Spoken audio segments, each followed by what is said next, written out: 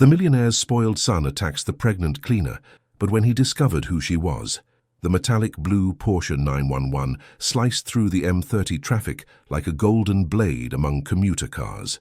Rafael Castillo accelerated once more, overtaking a seat on the right that had dared to share a lane with him. The driver honked, irritated. "Get to work, you loser!" Rafael shouted out the open window, laughing as he tossed his father's briefcase onto the passenger seat. 23 years old, perfectly coiffed hair from a $100 barbershop, a Rolex on his wrist, and zero responsibilities in life. The Castillo family mansion in La Moraleja stood majestically at the end of the cul-de-sac, surrounded by 3-meter walls and state-of-the-art cameras. The automatic gates opened, recognizing the car's license plate. Rafael parked diagonally, taking up 2 spots, a privilege of someone who has never needed to compete for a space. "Good afternoon, Mr. Rafael," greeted Mrs. Elena, the 58-year-old housekeeper who had been working for the family for 15 years. "It's young master, Rafael, Elena. How many times do I have to tell you?" He tossed the keys in the air, without looking to see if she would catch them. "Where's my father?" "In his office, young master, meeting with the investors." Rafael strode through the imported marble lobby, past paintings worth more than entire apartments. He pushed open the double mahogany doors without knocking. "Dad, I need money." Carlos Castillo, 52, with impeccably styled graying hair, sighed without looking up from the reports. Around him, 4 men in suits analyzed the blueprints for the new shopping center in Valencia. "Rafael, I'm in a meeting, and I'm broke. Sophia's Mercedes broke down and she wants to go shopping. About $10,000 should do it." The silence in the room was cutting. The investors exchanged uncomfortable glances. Carlos clenched his fists but kept his voice controlled. "Gentlemen, can you give us a minute?" When they were alone, the storm broke. "Rafael, do you realize what you just did? $10,000 as if it were pocket change." "It is pocket change for us, Dad. Or have you forgotten that we own half the buildings in the Salamanca neighborhood?" Carlos rose slowly, his face red with contained anger. "You don't own anything. I built this empire with 35 years of work. You haven't worked a single day. And why should I? I was born rich. Is that my problem?" "The problem is your character, Rafael. You treat people like they're trash. Elena could be your grandmother." Rafael laughed with disdain. "Elena is an employee, Dad. She's paid to be treated like an employee." Carlos felt a pain in his chest. Where had he gone wrong in raising this boy? "One day you'll learn that money can't buy respect. Respect is for those who need it, Dad. People are afraid of me." Rafael stormed out, slamming the door, leaving Carlos alone with his nightmares about the family's future.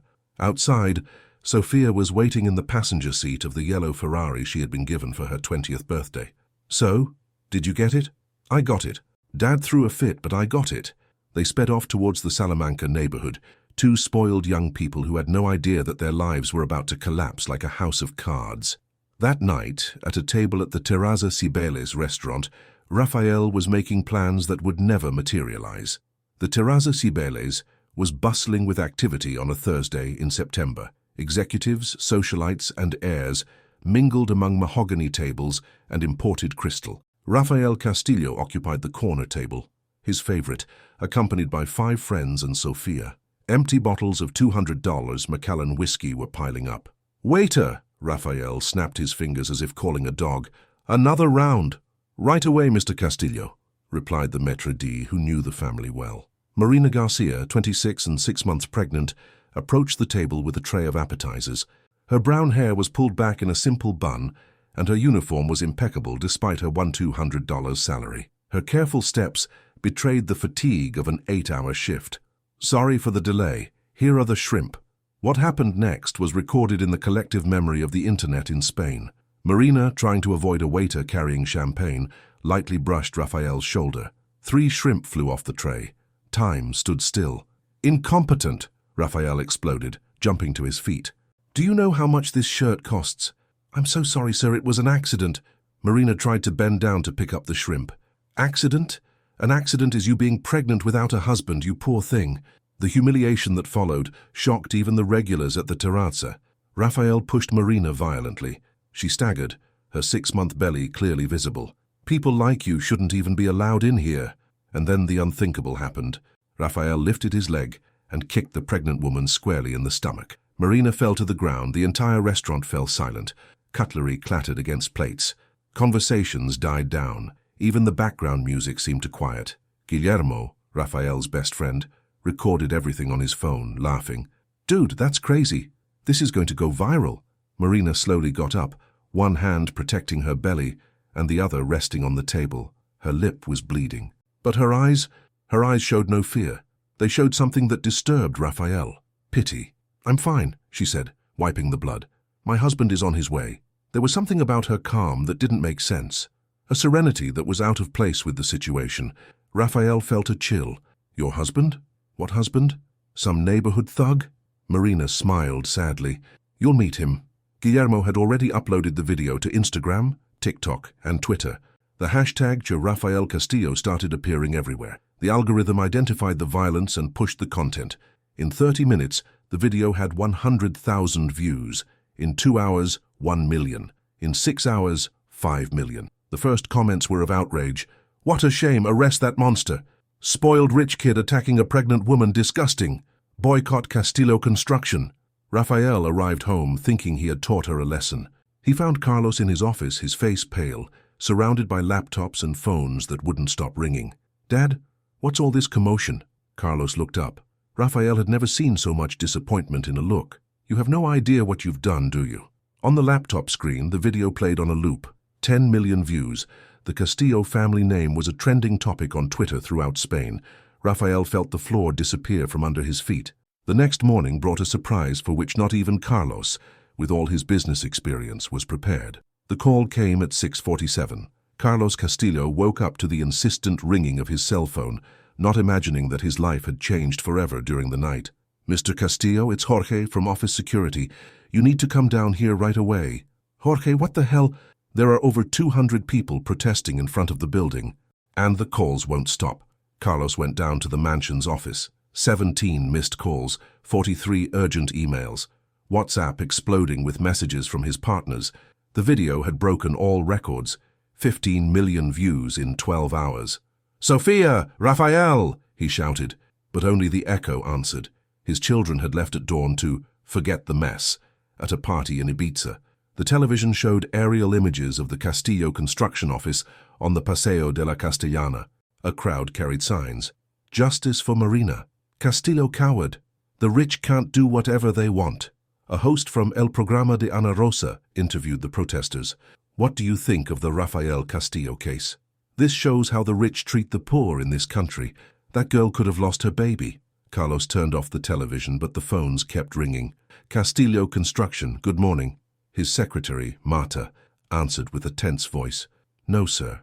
The contract for the Valencia shopping center is cancelled, I understand. Thank you very much." Cancellation. "Castillo Construction?" "Yes, ma'am. Mr. Castillo can't take your call right now. I understand your position." Another cancellation. In 3 hours, 7 contracts were terminated. Losses, 20 million euros. The Madrid Stock Exchange opened with Castillo shares in freefall, 35% in 2 hours of trading. "Carlos?" The voice of his wife, Isabel, echoed from the living room. "Come see this."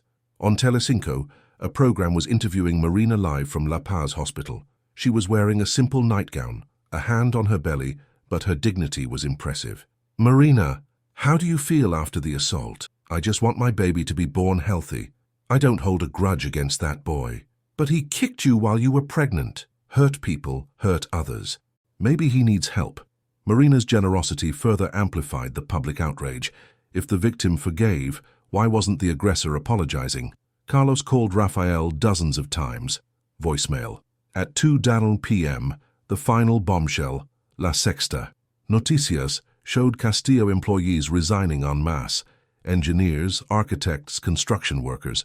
No one wanted to associate their name with the scandal. "My family has been working here for 15 years, said a construction manager.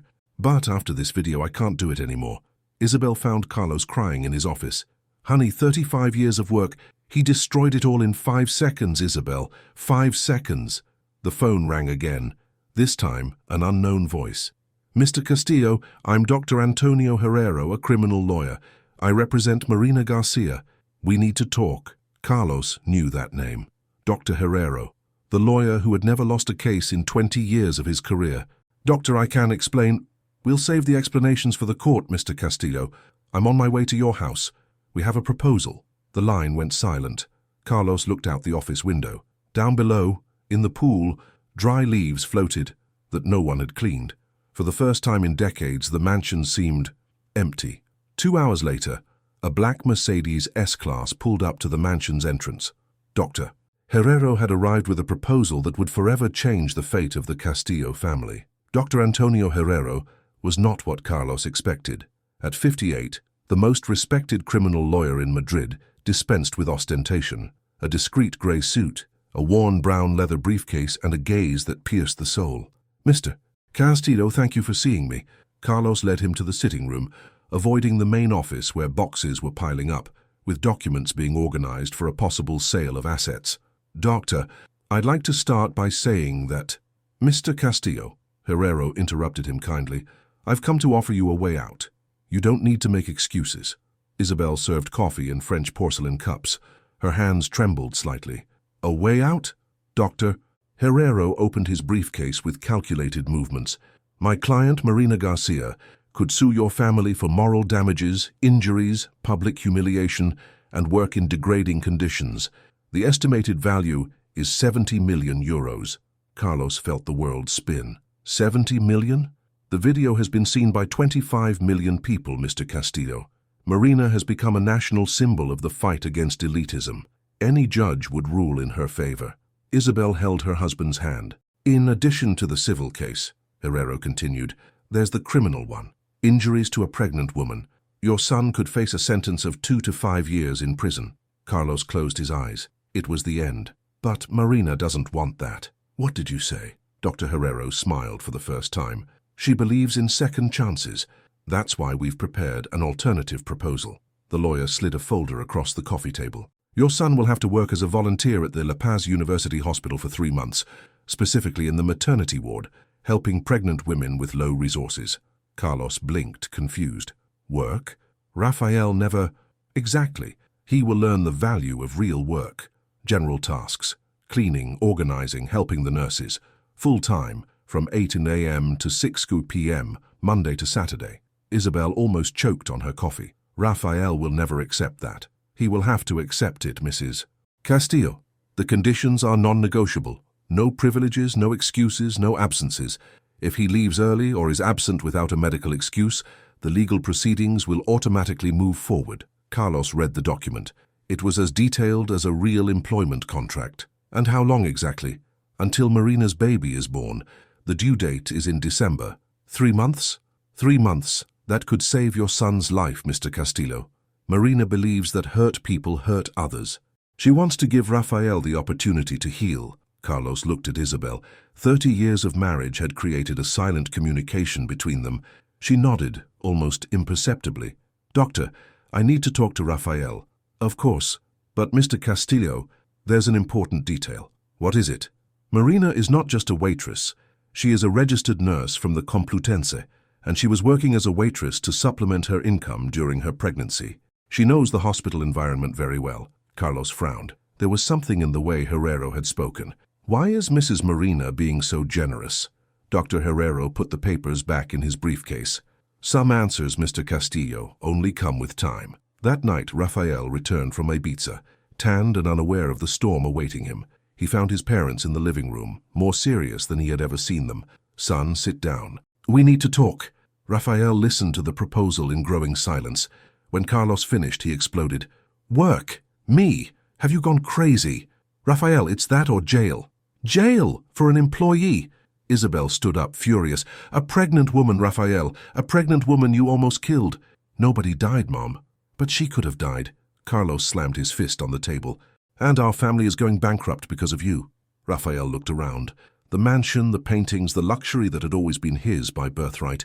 For the first time, he imagined it all disappearing. 3 months. 3 months. "And then everything will go back to normal?" Carlos sighed. "If you can complete it, son. If you can." The next morning at 7:30, Rafael Castillo parked his Porsche in the La Paz hospital parking lot, not imagining that this would be the first day of the only life really worth living. The La Paz University Hospital at 7:30 on a Monday morning looked like a giant anthill. Doctors rushing between shifts, nurses carrying charts, patients on gurneys being transported through endless corridors. Rafael Castillo stopped in the main lobby, completely lost. Armani suit, $500 Italian shoes, and a Rolex that cost more than a public housing apartment. Never in his life had he felt so out of place.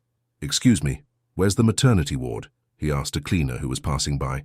"Pavilion 6, 7th floor, son. The elevator is over there." Son. No one had ever called him that before. The woman in her 50s had kind eyes and weathered hands. The elevator was crowded.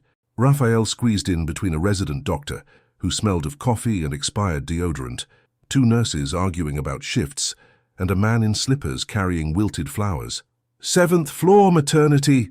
Rafael got out and found himself in a hallway full of pregnant women sitting in blue plastic chairs. Some were chatting animatedly, others were sleeping, leaning on their husbands. Many were alone. "For you must be Rafael." The voice came from an imposing woman, 5'9", graying hair pulled back in a severe bun, an impeccable white coat, and a look that could freeze lava. A nameplate identified her, Concepcion Fernandez, head nurse. "That's me, Rafael Castillo. Here it's young Master Rafael for the patients and Rafael for the team. No doctor, no Mr. Castillo. Understood?" Rafael swallowed hard. "Understood. Excellent. Follow me." Concepcion walked like a general inspecting his troops. Rafael tried to keep up, but his Italian shoes slipped on the waxed floor. "First rule, nobody here cares if your father owns half of Madrid. You're a volunteer. You'll work like a volunteer." They stopped in a small room full of metal lockers. "Second rule, the uniform is mandatory. Blue pants and shirt, closed-toe white shoes. No Rolex, no luxury brands." She threw a uniform on the bench.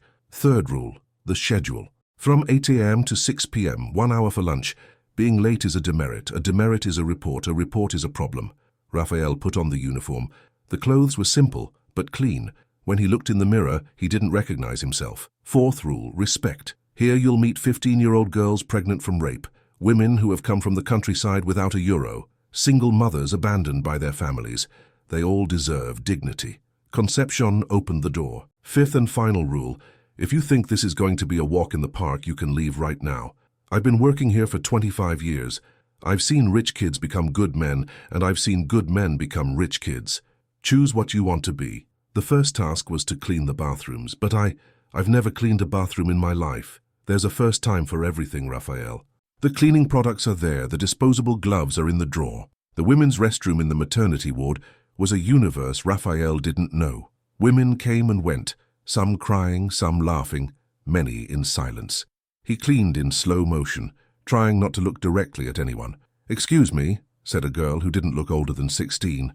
A huge belly, worn-out flip-flops, a faded t-shirt. Of course. She went into the stall, and Rafael heard muffled sobs.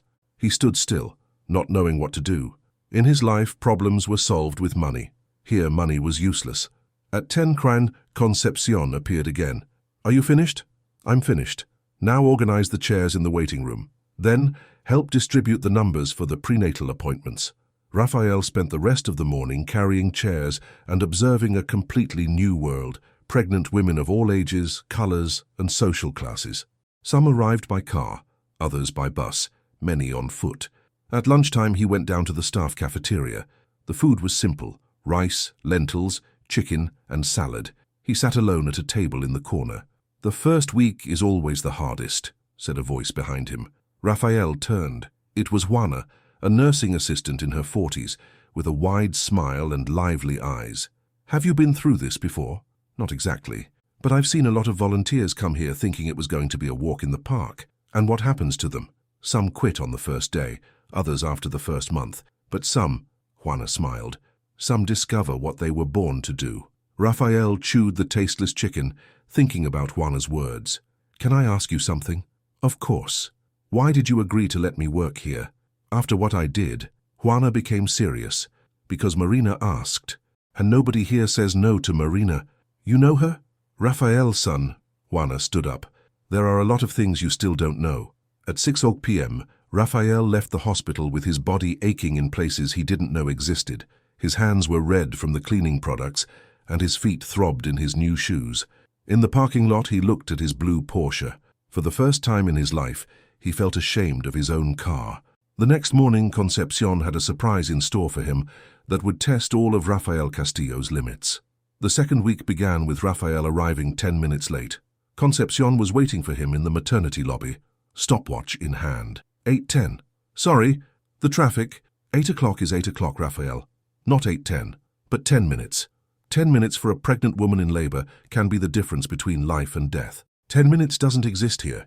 Raphael felt his face burn. Around him, other people watched the public reprimand. Today you'll work in the laundry, from 6:30 in the morning to 5 in the afternoon. But wasn't the schedule from 8 to 6? It was. Now you're making up for being late. The hospital laundry was in the basement. No windows, no air conditioning, just the constant noise of industrial machines and the strong smell of disinfectant. Raphael went down the stairs like someone descending into hell. You must be the rich kid, said Val, the laundry supervisor. 50-something, strong arms from someone who has lifted heavy things all her life. A direct gaze that didn't ask for permission. Rafael Castillo. I know who you are, kid. The whole internet knows who you are. Val showed him mountains of dirty laundry. Sheets, pillowcases, uniforms, blood-stained scrubs from the operating room. Your job is to sort by color and type. Whites with whites, colors with colors. The surgical material has a special treatment. Raphael looked at his hands. Weekly manicure, moisturized with imported creams. In 2 hours, they were red and chapped. Val, can I use gloves? You can, but they'll break anyway. Those gentlemen's hands aren't made for real work. In the afternoon, Raphael tried to bribe a cleaning employee. Hey Juan, right? How about you do my work today and I'll give you 100 euros. Juan stopped mopping the floor and looked at Raphael with a mixture of sadness and disappointment. Kid, you still don't get it, do you? Get what? That work is what makes us people. You offer me money for me to work for you, but who loses, me or you? Raphael was speechless. You, kid. You're the one who loses the opportunity to discover that work doesn't kill anyone. That work dignifies. Juan went back to cleaning the floor, leaving Raphael alone with his thoughts. In the third week, Raphael exploded. It was Friday, 4:30 p.m. He was organizing medications in the storage room when Concepcion appeared with a new task. Raphael, you have to unload a truck of diapers. 50 boxes. Concepcion, I can't take it anymore. 3 weeks of cleaning, carrying, sorting dirty laundry. When am I going to do something useful? Concepcion stopped everything she was doing. Something useful? Yes, something that matters. And you don't think cleaning the bathroom where a high-risk pregnant woman is going to do her business matters? You don't think organizing the chairs where teenage mothers wait for their appointments matters? Raphael lowered his head. You don't think sorting the clean sheets where the babies are going to sleep matters? Silence. Raphael, you want to do something important, then first learn that all honest work is important, from cleaning the floor to operating on a heart. Concepcion approached. Do you know why you can't see the importance in what you do? Because you've never needed anything that depended on the work of others. You were born wearing diapers that someone like you made. You grew up eating food that someone like you grew. You live in a house that someone like you built. Raphael felt something strange in his chest. For the first time, he understood that his entire life had been built on the work of people he had always despised. I had never thought about it. Thinking is the first step, Raphael. The second is to feel it in your own skin. That night, Raphael arrived home exhausted. Carlos found him in his office, looking out the window. How's it going, son? Humiliating. Humiliating how? Raphael showed him his chapped hands, his sore shoulders. They make me carry boxes, clean bathrooms, sort dirty laundry. Carlos watched his son for a long moment. You know I started out carrying bricks on a construction site, right? Raphael turned, surprised. You never told me that. 16 years old, Raphael. 10 hours a day in the sun. Your hands, Carlos held his son's wounded hands, were just like mine. But you didn't need to. Grandpa Juan had money. He did, but he said I would only inherit something if I proved I knew what it was to work. Raphael had never heard that story. And did it work? Carlos smiled. It worked. It was the 3 hardest years of my life, and the most important. The next day, Raphael arrived at the hospital 5 minutes before 8. Concepcion noticed, but said nothing. There was something different in the rich kid's eyes. The 4th week brought a change. Concepcion assigned Raphael to work directly with the patients, accompanying them to appointments, helping them with tests, giving them emotional support. It was a test of trust he didn't know if he deserved. Raphael, today you're going to see the most beautiful and the most difficult side of our work, said Dr. Ricardo Gomez, head of obstetrics at the maternity ward. You're going to accompany prenatal appointments, Observe, learn, help when necessary. The first name on the list was Lucia Perez, 17 years old, 8 months pregnant, a resident of Vallecas. Rafael saw her in the waiting room, too thin for a pregnant woman, with flip-flops repaired with electrical tape, a faded t-shirt, and deep dark circles under her eyes. She was holding an envelope with lab results, her hands trembling slightly. "Lucia Perez," the nurse called.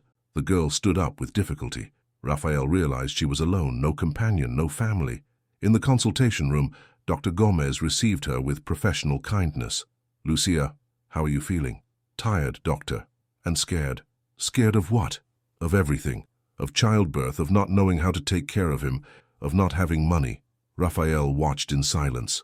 For the first time, he saw up close what real fear was.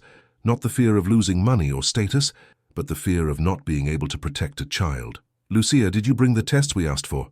"Yes, doctor, but—" She hesitated. "But what?" "I couldn't get them all done. Some were very expensive." Dr. Gomez looked at the papers. The morphological ultrasound, specific blood tests, the gestational diabetes test were missing. "Lucia, these tests are important." "I know, doctor. I tried to go through Social Security, but the waiting list is 4 months. I tried to pay for them privately, but—" She showed a crumpled piece of paper. €100. "I don't have it." Rafael felt something stir in his chest. €100. What he spent on a meal. "And the baby's father?" asked Dr. Gomez. "He disappeared when he found out I was pregnant. His family said the child wasn't his." Silent tears rolled down Lucia's cheeks. "Doctor, I know I messed up getting pregnant so young, but now that he's here—" She put her hand on her belly. "I just want him to be born healthy." Rafael looked at Dr. Gomez, who was taking notes with a worried expression. He knew that without those tests, both Lucia and the baby were at risk. For the first time in 23 years, Rafael Castillo made a decision that didn't just benefit him. "Dr. Gomez, can I talk to you for a moment?" They left the consultation room. "Doctor, I'll pay for Lucia's tests." Dr. Gomez studied him carefully. "Rafael, are you sure?" "Completely. It's not just about the tests. She'll need follow-up, medications, maybe hospitalization. I'll pay for everything." "Why?" Rafael looked through the glass door. Lucia was stroking her belly, whispering something to the baby. Because she deserves it." Dr. Gomez smiled. "Let's go talk to her." When she heard the news, Lucia burst into tears. "I can't accept this, sir. I have no way to pay you back." "You don't have to pay anything back, Lucia." "But why? You don't even know me." Rafael sat down next to her. "Lucia, can I tell you something? A month ago, I did something very bad. I hurt someone who didn't deserve it. I can't undo what I did, but I can try to be a better person." "What did you do?" Rafael took a deep breath. "I assaulted a pregnant woman, like you." Lucia looked at him in amazement. "Why?" "Because I was an idiot who thought money gave me the right to treat people badly. And now I'm learning that money is only useful if we use it to help." Lucia held out her hand. "Thank you. Not for the money, but for giving me hope that people can change." In the following weeks, Rafael accompanied Lucia throughout her prenatal care. He would pick her up in Vallecas, take her to her appointments, wait in the consultation rooms. They talked about everything: dreams, fears, the future. "Rafael, can I ask you something?" she said during a consultation. "Of course. Do you have siblings?" "I have a sister. Do you get along?" Rafael thought of Sophia, still unaware of her brother's transformation. "Not as well as we should. Do you know what I'm going to name my son?" "What?" "Miguel. It means, who is like God. I want him to be a protector of people, like the angels." Rafael felt his eyes moisten. "It's a beautiful name. Rafael is also the name of an angel, did you know?" "Oh, really? The angel of healing. Maybe that's why you appeared in my life." On the day of Lucia's birth, Rafael would discover that sometimes we are the ones who need healing the most. The phone rang at 3:27 on a cold November morning. Rafael woke with a start. In the last 2 months, he had given his number to Lucia for emergencies. "Rafael." Her voice trembled on the other end. "Lucia, what happened?" "I think it's time. I've been having pains for 2 hours." Rafael jumped out of bed. "Where are you?" "At home. My neighbor, Mrs. Luisa, is with me, but she says I have to go to the hospital. I'm on my way to pick you up right now." Rafael drove through an empty Madrid, his heart racing. In the 2 months he had been accompanying Lucia, he had become more than a friend. He was the family she didn't have. Vallecas at 4 in the morning was a scene Raphael had never imagined. Small houses huddled together, poorly lit streets, but a solidarity that didn't exist in La Moraleja. Mrs. Luisa, Mr. Roberto from the bar, Cleo from the clothing store. They all knew about Lucia's situation and helped as they could. "Raphael," Lucia appeared at the door, leaning on Mrs. Luisa. "Sorry to wake you. No apologies. Let's go to the hospital." During the drive, Raphael held Lucia's hand as she breathed through the contractions. "I'm scared, Raphael." "Scared of what?" "Of not being a good mother, of not being able to give him what he deserves." Raphael stopped at a red light and looked at her. "Lucia, do you want to know what Miguel will have that many rich kids have never had?" "What?" "Real love. A mother who fights for him." At the La Paz hospital, Concepcion received Lucia as if she were family. "Girl, it's time. We're going to take good care of you." Raphael stayed in the waiting room, pacing back and forth. At 7, Dr. Gomez appeared. "Raphael, do you want to come in? Lucia is asking for you." In the delivery room, Raphael saw Lucia transformed. All her fragility had given way to an ancestral strength. She pushed with determination, sweat on her forehead, but with a determined look. "You can do it, Lucia." Raphael held her hand. "Raphael, if something happens to me—" "Nothing is going to happen. Do you promise to take care of Miguel?" Raphael felt tears running down his cheeks. "I promise, but you're going to take care of him, because you're the bravest mother I know." At 8:43, Miguel Perez came into the world. 3.2 kilos of pure life, crying at the top of his lungs, grabbing Raphael's finger with a strength that seemed supernatural. "He's perfect," whispered Lucia, exhausted but radiant. Raphael held Miguel in his arms. It was the first time he had held a newborn. The baby stopped crying and looked directly into his eyes.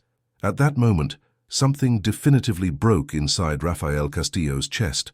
All the cynicism, all the arrogance, all the feeling of superiority dissolved like sugar in the rain. "Hello, Miguel," he said with a choked voice. "I'm Raphael, and I'm going to be your protector forever." Concepcion watched everything from the doorway of the room, smiling. "Juana, come see this." "What's going on, Concepcion?" "The rich kid becoming a man." In the following days, Raphael practically lived at the hospital. He helped Lucia with breastfeeding, changed diapers, bathed Miguel. He discovered a patience he didn't know he possessed, and a tenderness that had been suffocated by years of privilege. "Raphael," said Lucia one afternoon, "can I tell you something?" "Of course. When I found out you were the guy from the video, I was scared." "Scared why?" "I thought you would treat me badly, like you treated that woman." Raphael lowered his head, ashamed. "But then you showed up at the hospital and I saw that, I don't know, that you were suffering too." "Suffering?" "Raphael, happy people don't hurt others. You were lost." Lucia settled Miguel in her arms. "Now you found your way." "You think so?" "I'm sure Miguel is here because you chose to be different. He will grow up knowing that there are good people in the world." That night, Raphael called Carlos. "Dad, can we talk?" "Of course, son. How's it going at the hospital?" "Dad, I want to continue." "What did you say?" "I want to keep working here, even after the punishment is over." Carlos was silent for a long moment. "Raphael, are you sure?" "I've never been so sure of anything in my life. Dad, for the first time I feel useful." "Useful how?" "Today, I held a baby who is only alive because I chose to help. It's the most important thing I've ever done." Carlos smiled on the other end of the line. "Son, you have no idea how proud I am." But Raphael still didn't know that the most difficult test of his transformation was yet to come, and it would bring revelations that would forever change his understanding of justice, family, and forgiveness. December arrived with a suffocating heat in Madrid. Raphael had completed 3 months of work at the La Paz hospital, but he no longer counted the days. The hospital had become his second home, and some nurses joked that he spent more time here than many residents. Marina Garcia always came to her prenatal appointments on Tuesdays at 2 p.m. Raphael saw her from a distance. She greeted the entire team, chatted affectionately with other pregnant women, but never spoke to him directly, not out of coldness, but out of a discretion that he respected. "Raphael," said Concepcion one afternoon, "Marina wants to talk to you." Raphael's heart sped up. In 3 months, this would be the first direct conversation between them since the incident.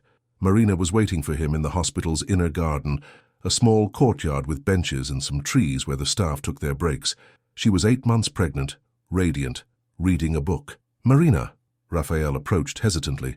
Raphael, sit with me. She closed the book. Neonatal nursing. How are you? She asked, studying his face. Good. Very good, actually. Concepcion tells me you've become the maternity ward's favorite. Raphael smiled, somewhat self-consciously. They're exaggerating. They're not exaggerating. Lucia talks about you as if you were an older brother. Lucia is special. Marina watched him carefully. Raphael, can I ask you a direct question? Of course. Why do you think I didn't want to press charges against you? Raphael thought before answering. At first I thought it was because you were scared. Then I thought maybe it was out of Christian kindness. Now I think you saw something in me that not even I knew existed. Marina smiled. You're close. So why? Marina stood up slowly, her belly heavy. Raphael, there's someone who really wants to meet you. On the other side of the garden, a man was approaching. Tall, broad-shouldered, dark hair with some grey, an unmistakable military posture. He was wearing simple jeans and a white t-shirt, but there was a natural authority in his movements. Raphael felt something familiar in that face, but he couldn't quite place it. Raphael, said Marina, this is my husband, Matteo Castillo. The world stood still. Raphael looked at the man, then at Marina, then back at the man. The resemblance was undeniable. The same dark eyes as his father, the same jawline, the same way he frowned when he concentrated. Castillo? Raphael could barely articulate. Matteo held out his hand. Your uncle, Raphael, your father's older brother. Raphael sat down heavily on the bench. Matteo Castillo, the brother who had supposedly died in an accident 12 years ago. The brother for whom Carlos cried in silence on anniversaries. The brother whose name was forbidden in the family home. You're alive, very much alive. But Dad said you died in an accident. Matteo and Marina exchanged glances. Your father said what I asked him to say, Raphael. Why? Matteo sat down next to his nephew. Because 12 years ago, I couldn't stand to see how our family treated people anymore. Humiliated employees, cheated suppliers, tenants evicted without mercy. I tried to change things, but your father was blinded by money. Raphael vaguely remembered the arguments between the brothers when he was a child. So I left. I said I was going to die in an accident, and I asked him to never look for me. And where did you go? To the army, then to UN peacekeeping missions. Congo, Haiti, Lebanon, places where you learn that human life is worth more than any bank account. Marina held her husband's hand. Matteo and I met in Cadiz last year. He was finishing a mission and I was finishing my specialization in nursing. And why did you come to Madrid? For you, said Matteo. For me. Raphael, I followed everything related to the family from a distance. I knew you were following the same destructive path. When Marina got pregnant, I decided it was time to see if there was any salvation for the Castillos. Raphael began to understand. The restaurant, it was on purpose, confirmed Marina. Matteo wanted to know if you were capable of changing or if you were lost forever. And if I hadn't been capable, Matteo became serious. Then I would have appeared before your father and told him the whole truth, that I was alive, that his family had destroyed other families, and that it had to stop. Raphael felt nauseous. You were testing me. We were testing all of you, corrected Marina. Your parents, you, Sophia, to see if there was any humanity left in the Castillos. And Dr. Herrero, a friend of Matteo's, also an ex-military man. Raphael stood up, dizzy. All this time, you've been manipulating me. Matteo also stood up. Raphael, stop for a second and think. Are you angry because you've discovered the truth, or because the truth hurts? Raphael was about to answer, but he stopped. He looked around. The hospital where he had discovered the value of work. The garden where patients found peace. The windows of the maternity ward where Lucia and Miguel were recovering. If you hadn't done this, you would still be the spoiled kid who assaulted a pregnant woman, Marina completed softly. Raphael sat down again, his legs trembling. You saved me. You saved yourself, Raphael, said Matteo. We just gave you the opportunity. Marina approached. Raphael, my baby will be born in 2 weeks, and I want him to grow up knowing the uncle who learned that family is not blood. It's a choice. Raphael looked at her, then at Matteo. Uncle, if you want? Matteo smiled. For the first time in 3 months, Raphael cried. Not of sadness or shame, but of relief. He had found a real family. Dasu, but the final test still remained, telling Carlos the truth and facing the consequences of 3 decades of family lies. Raphael arrived home at 8:00 p.m., still stunned by the revelation. He found Carlos in his office, surrounded by papers.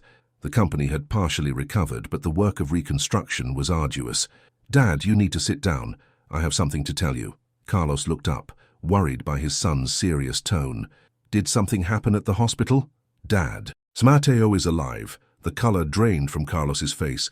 The papers slipped from his hands. What did you say? Mateo is alive, and he's married to Marina. Carlos stood up slowly, like a man much older than his 52 years. That's not possible. Dad, I spoke to him today. At the hospital, they told me everything.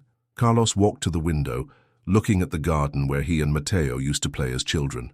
All these years, crying at his grave. There is no grave, Dad. There never was. Carlos turned, his eyes watery. He faked his own death to get away from me. Rafael approached his father. He ran away from the person you were, Dad, not from the person you are. And what's the difference? You've changed. The family has changed. I've changed. Carlos sat down heavily in the armchair where he made the company's most important decisions. Rafael, your uncle was my best friend. When he died, I died a little too. He knows that. He knows? That's why he came back, to see if there was still any salvation for the Castillos. Carlos was silent for a long time. And did he think there was? He saw how you handled my transformation. He saw that you didn't pull me out of the hospital when you could have. He saw how you endured the criticism from your partners when you started to change the company's policies. Carlos had really changed a lot.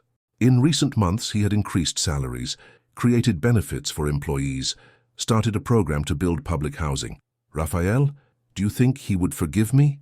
Dad, he wants to have dinner with us tomorrow. The next night, the Castillo mansion received visitors who hadn't been there in 12 years. Mateo arrived in a Seat Leon, with Marina by his side, 8 months pregnant. Isabel opened the door and almost fainted. Mateo? Hello, Isabel. I've missed you. They hugged in the lobby, both crying. Isabel had loved Mateo like a son. He was only 10 years younger than her. Carlos appeared at the top of the stairs. The brothers looked at each other in silence for a moment that seemed like an eternity. You let me bury an empty coffin, Carlos said, his voice choked.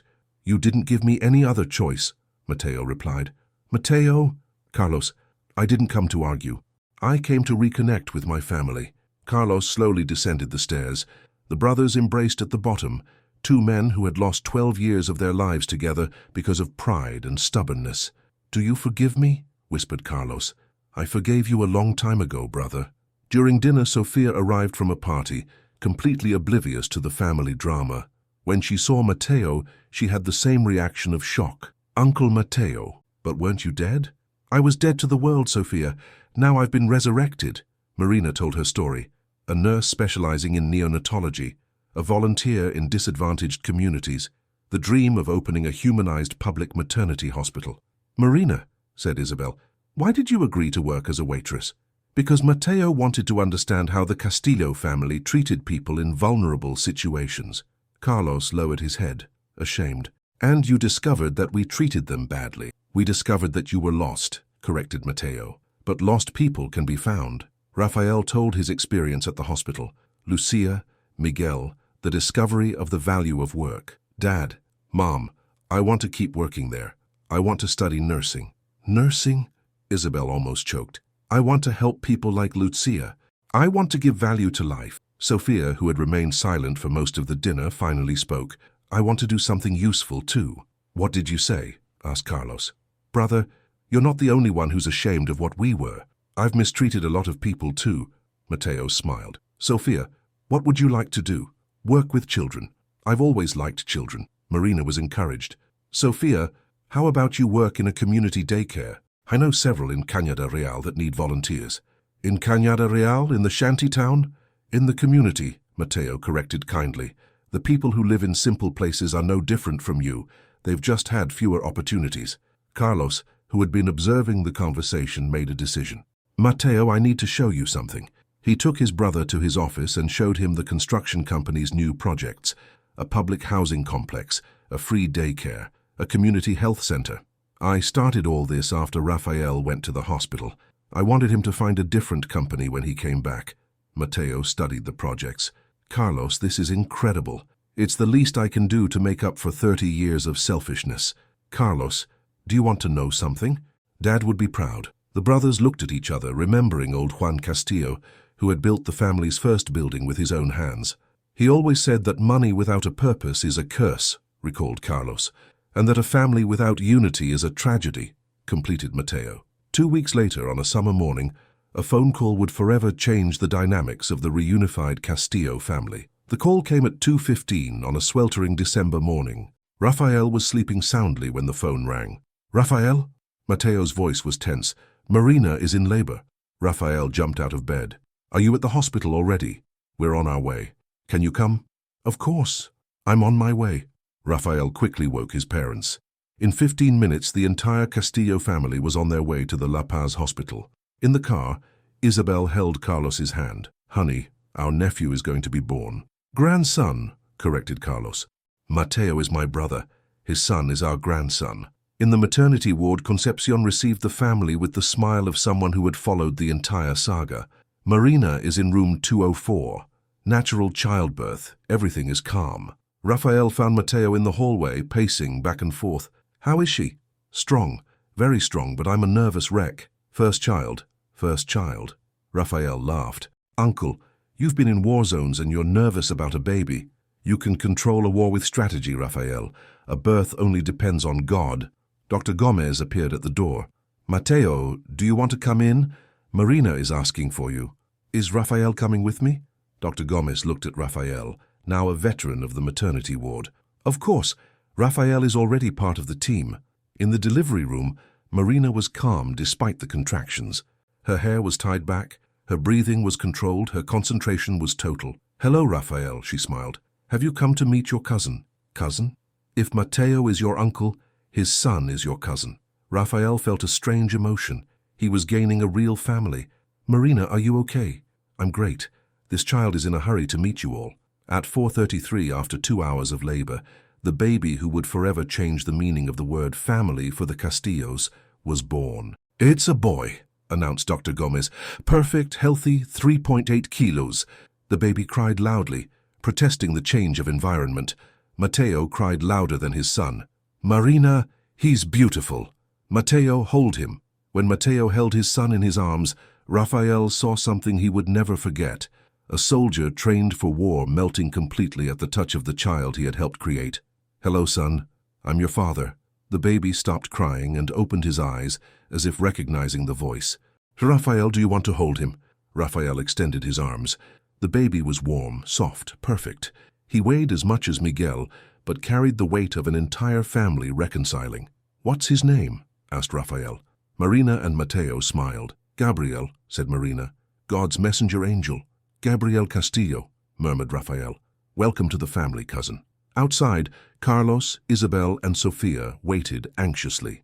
When Rafael appeared with Gabriel in his arms, Isabel burst into tears. "My little grandson." Carlos took the baby with a tenderness that Rafael hadn't seen in years. "Gabriel, I'm your grandfather Carlos, and I promise you that you will grow up in a better family than the one I created." Sofia approached. "Can I hold him?" With Gabriel in her arms, Sofia had a revelation. "Brother, look how small he is. How could we be so mean to people who were once like this?" Rafael understood perfectly. Gabriel was living proof that every human being is born pure and that evil is learned. "Sofia, that's why we want to change, so that children like Gabriel grow up in a better world." Dr. Gomez approached the family.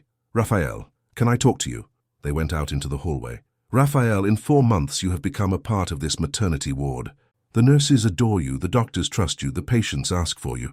Doctor, I still have a lot to learn. That's why I want to make you a proposal. What if you start the nursing program? We can get you a paid internship here." Rafael's heart sped up. "Are you serious?" "Completely. You have a natural gift for taking care of people, and most importantly, you have a heart for it."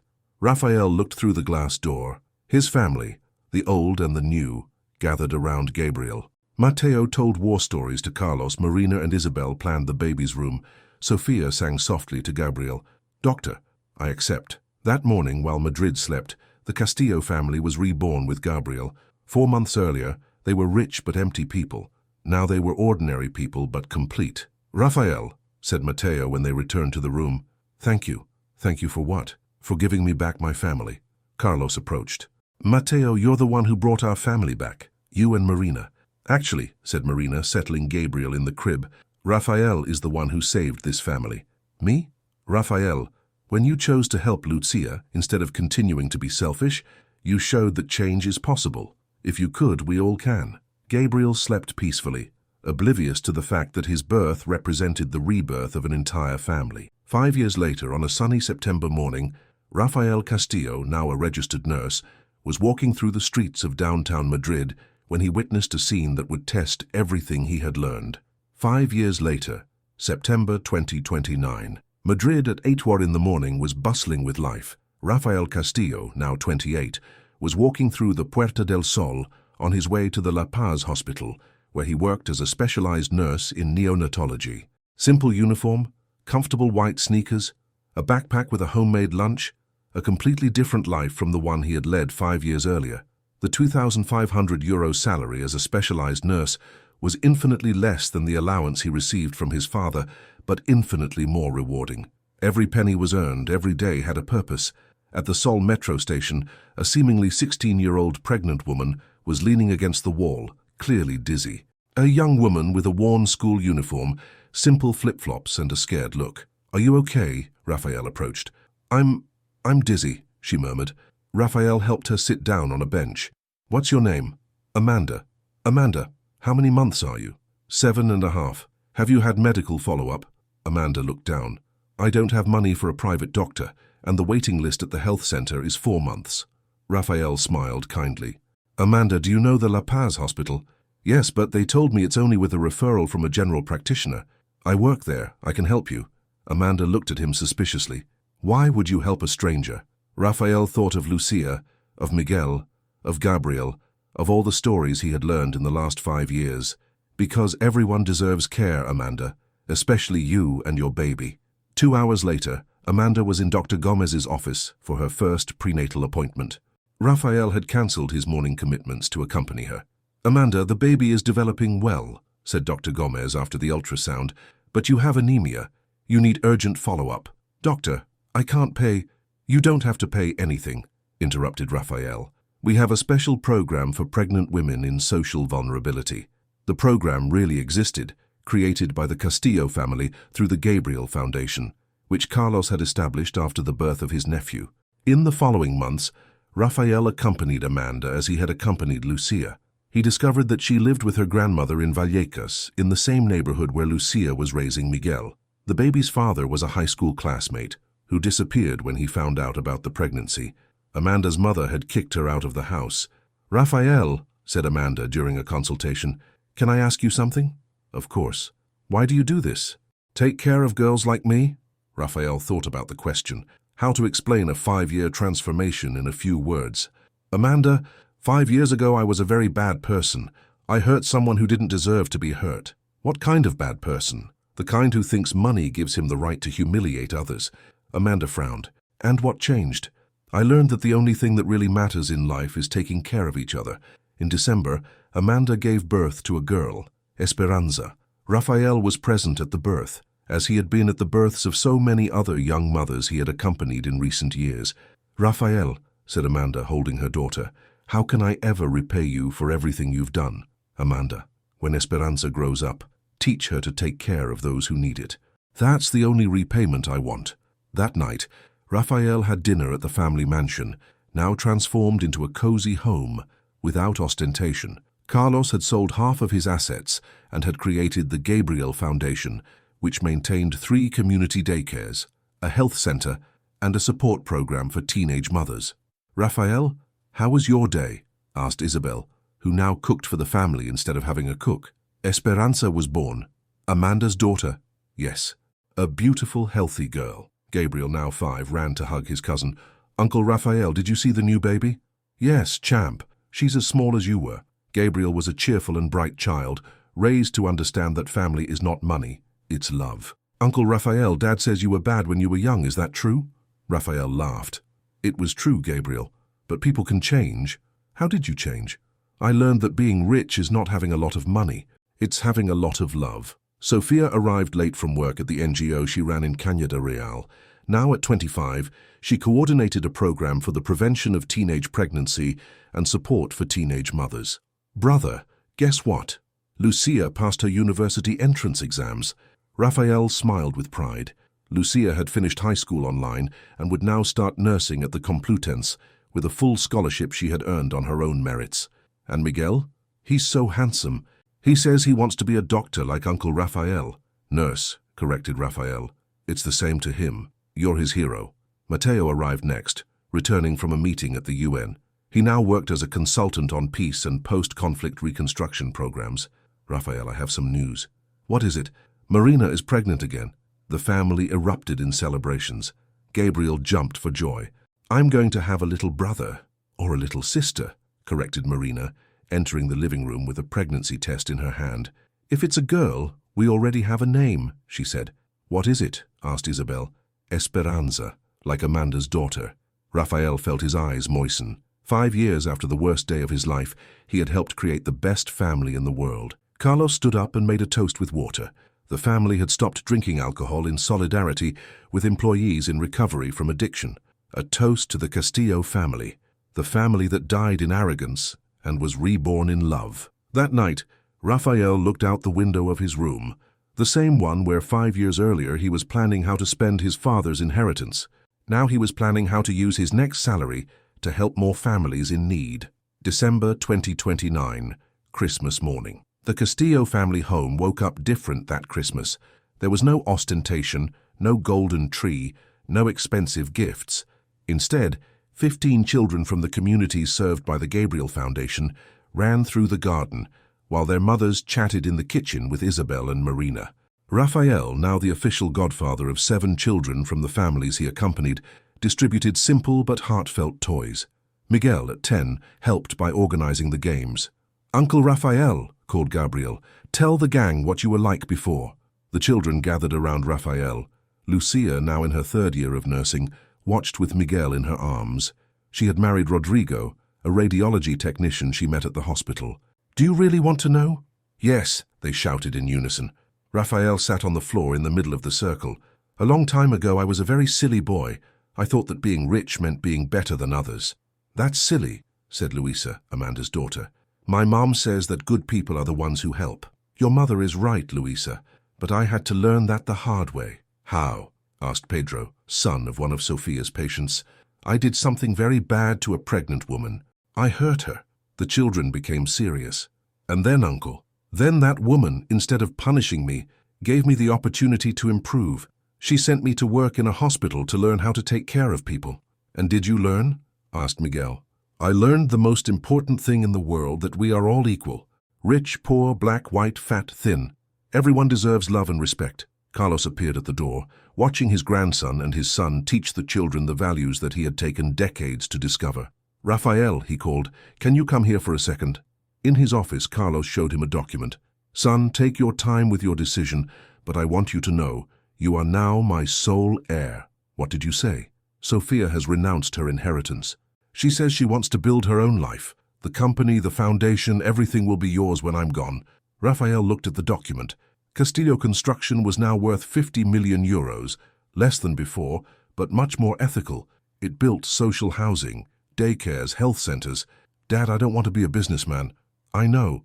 That's why I've changed the statutes. You can continue to be a nurse. The company will have professional administrators. Your role will be to ensure that it continues to serve people, not profit. Raphael hugged his father. Dad, thank you for giving me the opportunity to find my true path. Raphael, you saved our family. I'm the one who should be thanking you. In the afternoon, Marina gave birth to Esperanza Castillo, 3.5 kilos of pure joy, born at home with a midwife, surrounded by family love. Raphael, said Marina, handing him his niece, do you want to be her godfather?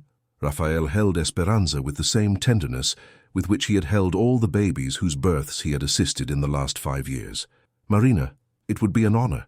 Esperanza opened her eyes and looked directly at Raphael as if she already knew him. At that moment, he understood that this child would grow up in a better world because he had chosen to be better. That night, the whole family gathered for Christmas dinner. There was no imported seafood or expensive wines. There was rice, lentils, salad, a simple turkey, and a lot of love. Family, said Carlos, standing up. I want to give thanks. The table fell silent. 5 years ago, our family was dead inside.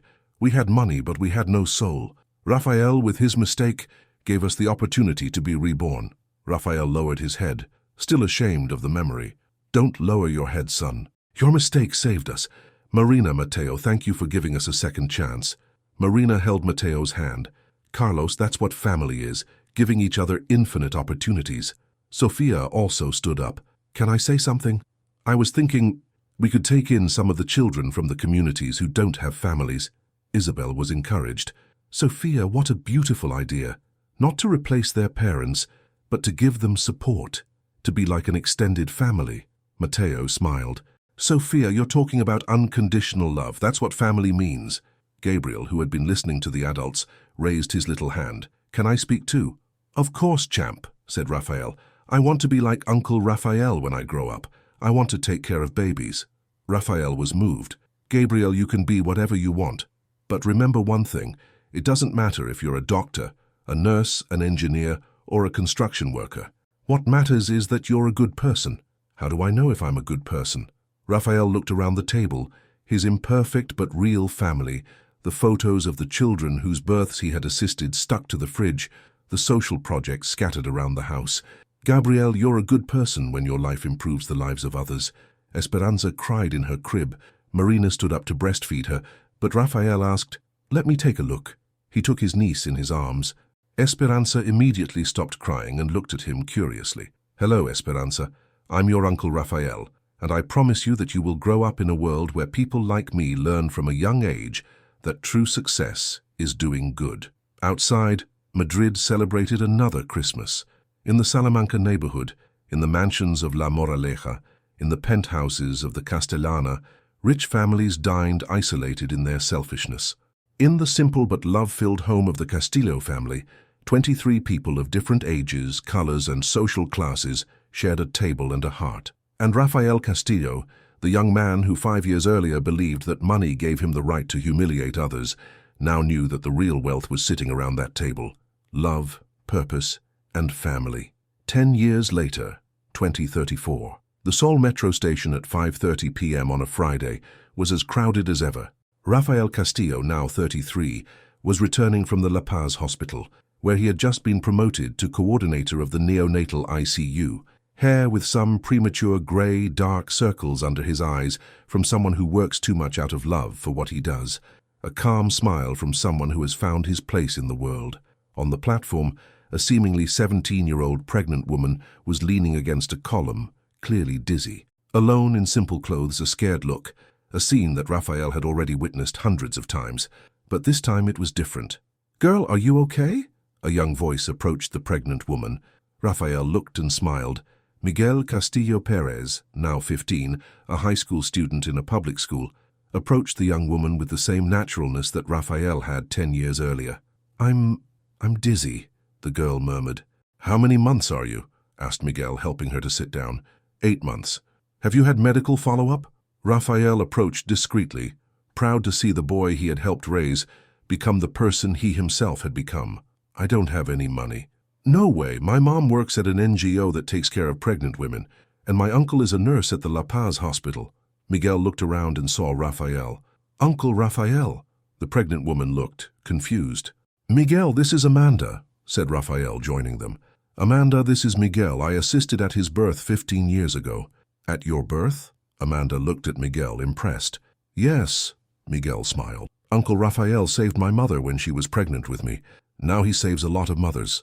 Raphael helped Amanda get to the hospital. During the journey, Miguel told his story. A single mother who became a nurse, life in Vallecas, the dream of studying medicine to take care of babies like my Uncle Raphael. "Miguel," said Amanda, "do you do this with all the pregnant women you meet?" "Not with all of them," replied Miguel, "only with those who need it." "And how do you know who needs it?" Raphael and Miguel looked at each other. "Amanda," said Raphael, "everyone needs care. The difference is that some people pretend they don't." At the hospital, Dr. Gomez, now director of the maternity ward, received Amanda personally. At 65, he had become Raphael's mentor and was proud of the transformation he had witnessed. "Raphael, another one," he joked. "Dr. Gomez, this is Amanda. Miguel found her at the Sol station. Miguel found her." Dr. Gomez smiled. "The next generation is already on its way." 2 hours later, Amanda was admitted for observation. High blood pressure, risk of preeclampsia. Raphael stayed until she was stabilized. "Raphael," she said before falling asleep, Why do you do this? Raphael thought about the question he had been hearing for 10 years. Amanda, a long time ago I was a person who hurt others. Someone gave me a second chance. Now I pass that chance on to others. And does it work? Raphael looked out the hospital window. Down below, Miguel was talking to Lucia, who had come to pick up her son. At 32, Lucia was a specialized pediatric nurse and coordinated one of the Gabriel Foundation's programs. It works, Amanda. It works so well that it has already become a family tradition. The following week, Amanda gave birth to a boy, Juan. Raphael and Miguel were present, as always. Juan, said Raphael, holding the baby, you have come to a family that will teach you that life is lived by taking care of each other. Amanda smiled, exhausted but happy. Raphael, can I tell you something? When Miguel found me at the station, I was thinking of giving up. Giving up how? I had lost hope. Alone, without money, pregnant. I didn't think it was worth continuing. Raphael felt a lump in his stomach. And what changed? You. Seeing that there are good people in the world gave me the strength to continue. Raphael looked at Miguel, who was playing with Juan. Amanda, do you know what's the most incredible thing? Miguel has learned to do this because other people did it for him. It's like a chain of love that never stops. That night at the family dinner, Raphael told the story of Amanda to the whole family gathered. Gabriel, now 10, listened attentively. Uncle Raphael, said Gabriel, when I grow up, can I help people too? Of course, champ, but you don't have to wait until you're older. You can start now. How? Esperanza 5 raised her little hand. I know, by being kind at school. That's right, Esperanza, said Marina. Kindness is also a way of caring. Carlos, now 62 and retired, watched his grandchildren with emotion. Kids, do you know that today is exactly 10 years since Gabriel was born? And 10 years since the family's reconciliation, completed Mateo. Isabel, now a full-time volunteer at the Gabriel Foundation, stood up. Can I give thanks? Of course, Grandma, said Gabriel. 10 years ago our family was lost. Today we have 15 official grandchildren, 50 grandchildren of the heart, and we have already helped more than 1,000 families to have a better life. Raphael looked around the table. Besides the blood family, there were Amanda with Juan, Lucia with Miguel, and 5 other mothers that the family accompanied. Do you know what's the most beautiful thing? Said Sophia, now director of an NGO that served 3 communities. That every person we help learns to help others. How so? Asked Amanda. Amanda, in 15 years, when your life is stable, you will find a young pregnant woman in trouble, and you will help her as we have helped you. And she will help another, continued Miguel. And so on, completed Gabriel. Raphael was moved. The 10-year-old boy had perfectly understood the concept of the multiplication of good. Gabriel, you've just explained the secret of life. What secret, Uncle? The secret is that happiness only exists when it is shared. Esperanza, who had been listening to the adults, asked a question that left everyone in silence. Uncle Raphael, do you still remember the bad person you used to be? Raphael looked at his niece, then at the whole family. I remember, Esperanza, and do you know why it's important to remember? Why? To never forget that change is possible, that no matter how bad a person is, they can always choose to be better. And you chose to be better. I choose to be better every day, Esperanza, because being good is not something you achieve once. It's a choice you make every morning when you wake up. Gabriel stood up and hugged Raphael. Uncle, thank you for teaching me that family is not just who is born together. It's who chooses to stay together. Raphael hugged his nephew, feeling that the cycle was complete. The spoiled boy who assaulted pregnant women had become the man who protected them. The family, destroyed by selfishness, had become a network of love that extended throughout the city. Outside, Madrid continued to be a city of contrasts. But in a simple house in the northern part of the city, 25 people from different backgrounds showed that love knows no social classes, that family is not defined by blood, and that second chances can save the world. Rafael Castillo looked out the window and saw his true inheritance. It wasn't money in the bank or properties on paper.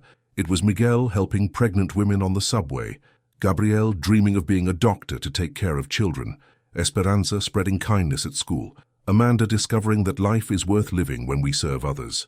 And he realized that that was the only wealth that really mattered, the wealth that multiplies when it is divided, the wealth that never ends because there is always someone in need of care, the wealth that transforms money into love and privilege, into purpose.